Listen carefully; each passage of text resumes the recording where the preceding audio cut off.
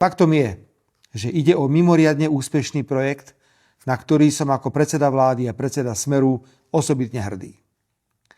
Dnes som navštívil lyžiarske stredisko Veľká Rača.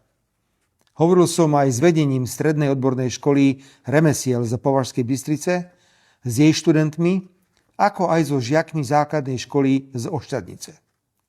Hodnotil som aj lyžiarsku sezónu s prevádzkármi strediska. Opätovne sa potvrdilo, že podpora školských lyžiarskych zájazdov plní niekoľko vážnych cieľov. Poprvé, príspevok na žiaka má sociálny účinok a významne eliminuje pravdepodobnosť, že žiak sa nemôže na lyžiarskom zájazde zúčastniť z finančných dôvodov svojich rodičov. Po druhé, ide o významnú pohybovú aktivitu v prírode. V dnešnej dobe musíme konkurovať počítačom, počítačovým hrám či iným činnostiam, ktoré nenútia deti k žiadnemu pohybu.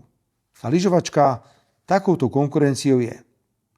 A po tretie, školské lyžiarske kurzy naplňajú lyžiarske strediská mimo zimných prázdnin a sviatkov.